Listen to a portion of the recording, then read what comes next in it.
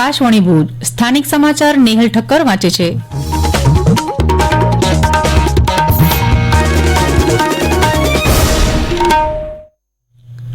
નમસ્કાર। કચ્છ લોકસભા બેઠકના ભાજપના ઉમેદવાર વિનોદ ચાવડાએ આજે મોરબી શહેરમાં ભાજપના મધ્યસ્થ કાર્યાલયથી દરબારગઢ સુધી રેલી યોજી હતી। શહેરના વિવિધ વિસ્તારોમાંથી પસાર થયેલી આ રેલીમાં મોટી સંખ્યામાં ભાજપના કાર્યકરો અને આગેવાનો જોડાયા હતા। અલગ અલગ સમાજ અને એસોસિએશનના પદાધિકારીઓ દ્વારા આ રેલીનું સ્વાગત કરવામાં આવ્યું હતું। વિનોદ ચાવડાની રેલીમાં ધારાસભ્ય કાંતિ અમૃતિયા સહિતના મોટી સંખ્યામાં ભાજપના કાર્યકરો અને આગેવાનો કારના કાફલા સાથે જોડાયા હતા। ચુસ્ત પોલીસ બંદોબસ્ત વચ્ચે યોજાયેલી આ રેલી દ્વારા મતદારોને અચૂક મતદાન કરવા અપીલ કરવામાં આવી હતી। લોકસભા ચૂંટણી અન્વયે ચૂંટણી કામગીરીમાં રોકાયેલા પોલિંગ સ્ટાફ અગાઉથી પોતાના મતાધિકારનો ઉપયોગ કરી શકે તે માટે કચ્છ જિલ્લા ચૂંટણી તંત્ર દ્વારા આજે અને આવતીકાલે એમ 2 દિવસીય પોસ્ટલ બેલેટ દ્વારા મતદાન પ્રક્રિયા યોજવામાં આવી છે। ફેસિલિટેશન સેન્ટર ખાતે ગેઝેટેડ અધિકારીઓની હાજરીમાં ચુસ્ત પોલીસ બંદોબસ્ત વચ્ચે મતદાન પ્રક્રિયા યોજવામાં આવી હતી। મતદાનના દિવસે મતદારો સુચારુ રીતે મતદાન કરી શકે તે માટે ફરજ પર તૈનાત પોલિંગ સ્ટાફ માટે આરડી વરસાણી સ્કૂલ ભુજ ખાતે ફેસિલિટેશન સેન્ટર ઉભું કરવામાં આવ્યું છે। ઉલ્લેખનીય છે કે કચ્છ જિલ્લાના તમામ 6 વિધાનસભા મત વિસ્તારમાં આ સેન્ટર ઉભા કરવામાં આવ્યા છે।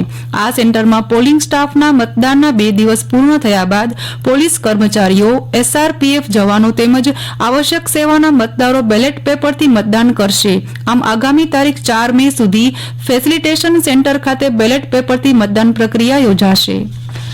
લોકસભા ચૂંટણી અંતર્ગત જિલ્લામાં મતદાન જાગૃતિ બાબતે વિવિધ પ્રવૃત્તિઓ જિલ્લા ચૂંટણી અધિકારી અને કલેક્ટર અમિત અરોરા અને નાયબ જિલ્લા ચૂંટણી અધિકારી મેહુલ દેસાઈના માર્ગદર્શન હેઠળ થઈ રહી છે। ત્યારે ચૂંટણી પંચ દ્વારા આપવામાં આવેલ 15 દિવસીય મતદાન જાગૃતિ કાર્યક્રમ અન્વયે આજરોજ સમગ્ર જિલ્લામાં મતદારોને મતદાન મથકની વિગતો દર્શાવતા બોર્ડ પાસે સેલ્ફી લેવડાવીને પ્રથમ વખતના મતદારોને તેમના મતદાન મથકોની ઓળખ આપવામાં આવી હતી અને મતદાન જાગૃતિનો સંદેશ આપવામાં આવ્યો હતો। જિલ્લામાં તમામ સ્થળોએ આવા સેલ્ફી અભિયાન થકી સમગ્ર જિલ્લાના મતદારોમાં અનેરો ઉત્સાહ જણાયો હતો।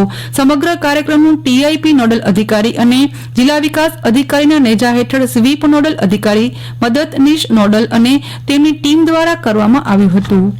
આગામી દિવસોમાં યોજાનારી કચ્છ મોરબી લોકસભાની ચૂંટણીના મતદાન પ્રક્રિયા માટે વહીવટી તંત્ર દ્વારા કામગીરી હાથ ધરવામાં આવી છે।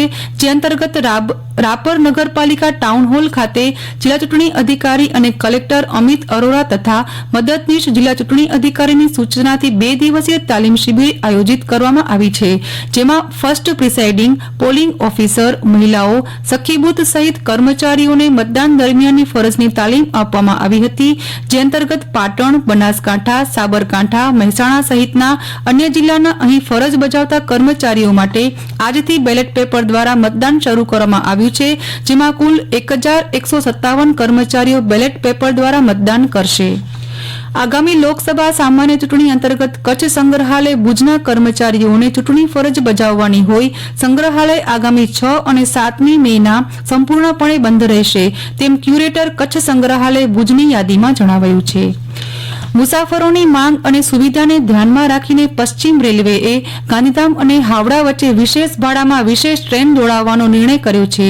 ગાંધીધામથી આજે રાત્રે 11 વાગે ઉપડશે અને ત્રીજા દિવસે સવારે 4 વાગે હાવડા પહોંચશે। તેવી જ રીતે હાવડા અમદાવાદ સ્પેશિયલ ટ્રેન હાવડાથી 3 મે શુક્રવારના રોજ રાત્રે 8 વાગે ઉપડશે અને ત્રીજા દિવસે રાત્રે 11 વાગે ગાંધીધામ પહોંચશે। આ ટ્રેનનું બુકિંગ આજથી શરૂ થયું છે।